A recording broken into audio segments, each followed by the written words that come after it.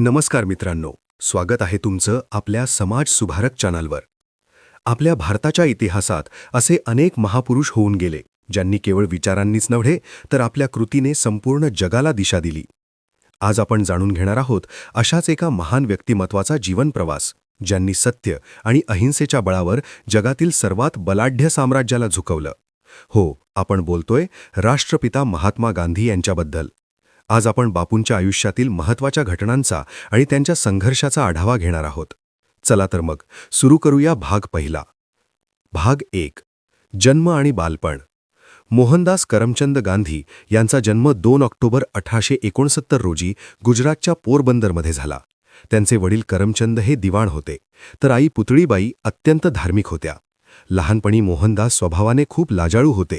त्यांच्यावर आईच्या धार्मिकतेचा आणि श्रवणबाळ व हरिश्चंद्र या नाटकांचा खोलवर परिणाम झाला. सत्याची कास धरण्याची बीजे त्यांच्या बालपणातच पेरली गेली होती.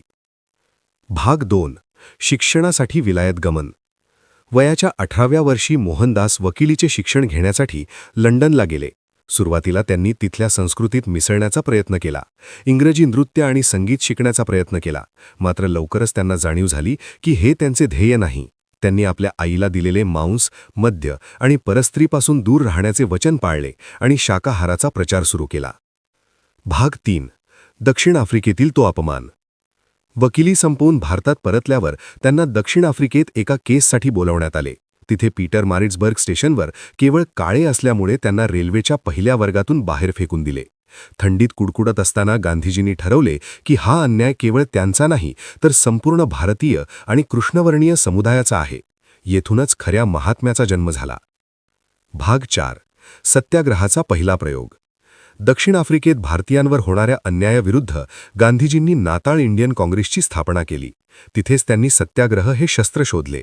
सत्याग्रह म्हणजे सत्याचा आग्रह धरणे, पण प्रेमाने आणि अहिंसेच्या मार्गाने. त्यांनी तिथे टॉल्स्टॉय फार्म आणि फिनिक्स सेटलमेंटद्वारे सामुदायिक जीवनाचा आणि स्वावलंबनाचा आदर्श घालून दिला. भाग 5. भारतात पुनरागमन. 1915 मध्ये गांधीजी भारतात परतले. त्यांचे राजकीय गुरु गोपाळकृष्ण गोखले यांनी त्यांना सल्ला दिला की भारताला समजून घेण्यासाठी आधी पूर्ण भारत फिरून पहा. गांधीजींनी 3ऱ्या वर्गाच्या रेल्वे डब्यातून प्रवास करत सामान्य भारतीयांचे दुःख जवळून पाहिले. त्यांनी साबरमती नदीच्या काठी आपला आश्रम स्थापन केला आणि साधे जीवन जगण्यास सुरुवात केली. भाग 6. चंपारण्य. नीळ उत्पादकांचा लढा. भारतातील गांधीजींचा पहिला मोठा विजय म्हणजे बिहारचे चंपारण्य. तिथल्या शेतकऱ्यांना सक्तीने नीळ पिकवावी लागत असे आणि त्यांचा छळ होत असे.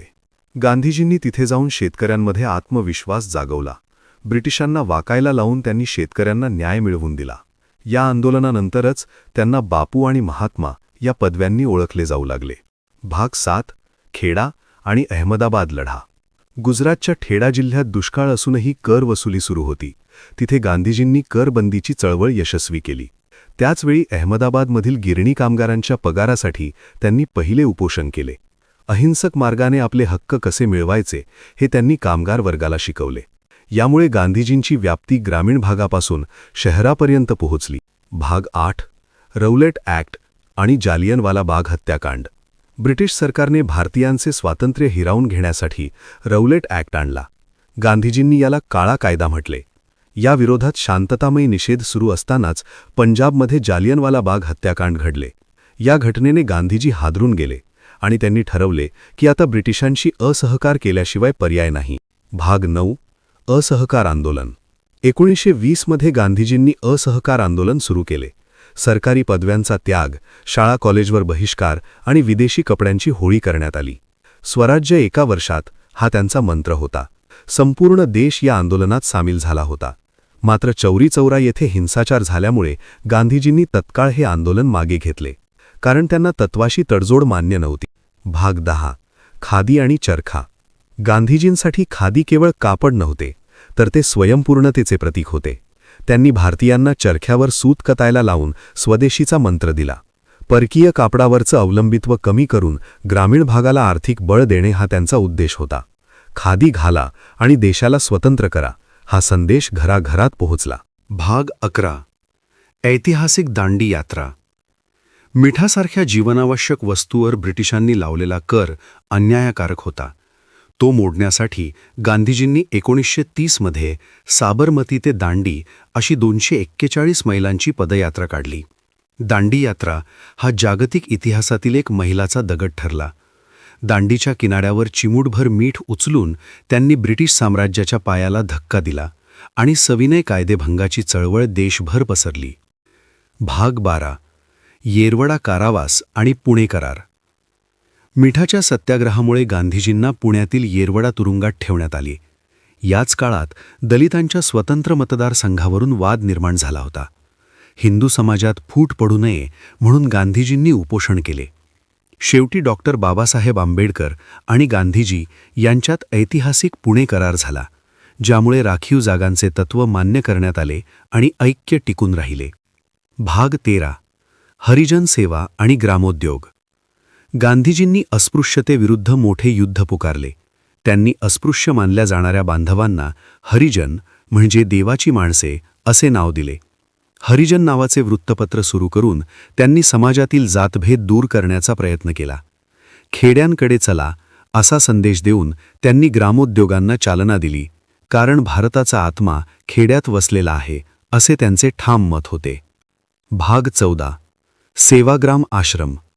साबरमती सोडल्यानंतर गांधीजींनी महाराष्ट्रातील वर्धाजवळ सेवाग्राम हा आश्रम स्थापन केला. इथूनच त्यांनी देशाच्या राजकारणाची आणि समाज सुधारणेची सूत्रे हलवली. सेवाग्राम हे साधेपणाचे आणि श्रमाचे केंद्र बनले. येथे गांधीजींनी नई तालीम, आरोग्य आणि स्वच्छता यांवर विशेष भर दिला, जो आजही आदर्श मानला जातो. भाग 15. दुसरे महायुद्ध आणि वैयक्तिक सत्याग्रह. 1939मध्ये दुसरे महायुद्ध सुरू झाले तेव्हा ब्रिटिशांनी भारताला विचारल्याशिवाय युद्धात ओढले. याला विरोध म्हणून गांधीजींनी सामूहिक आंदोलनाऐवजी वैयक्तिक सत्याग्रह पुकारला. आचार्य विनोबा भावे हे पहिले वैयक्तिक सत्याग्रही ठरले. गांधीजींना लोकशाही हवी होती, पण ती हिंसाचाराच्या जोरावर मिळालेली नको होती. भाग 16. चले जाओ, करा किंवा मरा. 8 ऑगस्ट 1942 रोजी मुंबईच्या गोवालिया टँक मैदानावरून गांधीजींनी ब्रिटिशांना भारत छोडोचा इशारा दिला. त्यांनी भारतीयांना करो या मरो किंवा करा किंवा मरा हा अंतिम मंत्र दिला. जरी सर्व प्रमुख नेत्यांना अटक झाली तरी हा लढा जनतेने स्वतःच्या हातात घेतला. हा भारतीय स्वातंत्र्य लढ्यातील सर्वात मोठा आणि निर्णायक उठाव ठरला. भाग 17. नोआखलीतील शांततादूत. स्वातंत्र्य जवळ येत असताना देशात ठिकठिकाणी जातीय दंगली उसळल्या. बंगालमधील नोआखलीत भीषण हिंसाचार झाला. 77 वर्षांचे गांधीजी कोणत्याही सुरक्षेशिवाय पायपीट करत दंगलीच्या भागात पोहोचले. त्यांनी हिंदूंना आणि मुस्लिमांना प्रेमाचे आवाहन केले. जिथे लष्कर अपयशी ठरले तिथे गांधीजींनी एकट्याने शांतता प्रस्थापित केली. भाग 18. भारताचे स्वातंत्र्य आणि फाळणी. 15 ऑगस्ट 1947 रोजी भारत स्वतंत्र झाला, पण गांधीजी आनंदात नव्हते. देशाची फाळणी झाल्याचे त्यांना खूप दुःख होते. ज्या दिवशी दिल्लीत सोहळा सुरू होता त्या दिवशी गांधीजी उपोषण करून शांततेसाठी प्रार्थना करत होते. स्वातंत्र्य मिळाले पण माणुसकी हरवली अशी त्यांची भावना होती. भाग 19. शेवटचे उपोषण. स्वातंत्र्यानंतरही दिल्लीत धार्मिक तणाव होता. तो दूर करण्यासाठी आणि पाकिस्तानला त्यांचे हक्काचे पैसे मिळावेत यासाठी गांधीजींनी आमरण उपोषण केले. त्यांच्या या कृतीने अनेकांना राग आला, पण गांधीजींनी आपल्या तत्वांशी कधीच तडजोड केली नाही. शेवटी सर्वांनी शांततेची शपथ घेतल्यावरच त्यांनी उपोषण सोडले. भाग 20. महापरिनिर्वाण. हे राम. 30 जानेवारी 1948ची ती संध्याकाळ. बिर्ला हाऊसमध्ये प्रार्थनेसाठी जात असताना नथुराम गोडसेने गांधीजींवर गोळ्या झाडल्या. हे राम म्हणत महात्मा शांत झाले. संपूर्ण जग या बातमीने हादरले. शरीर संपले तरी त्यांचे सत्य, अहिंसा आणि सत्याग्रहाचे विचार आजही जगभरातील क्रांतिकारकांसाठी प्रेरणास्थान आहेत. तर मित्रांनो, हा होता महात्मा गांधींचा प्रेरणादायी प्रवास. एका सामान्य माणसाचा महात्मा होण्यापर्यंतचा हा मार्ग आपल्याला आजही खूप काही शिकवून जातो. तुम्हाला ही सिरीज कशी वाटली? कमेंट्समध्ये नक्की सांगा. आणि अशाच समाज सुधारकांच्या माहितीसाठी आपल्या चॅनलला सबस्क्राईब करा. जय हिंद.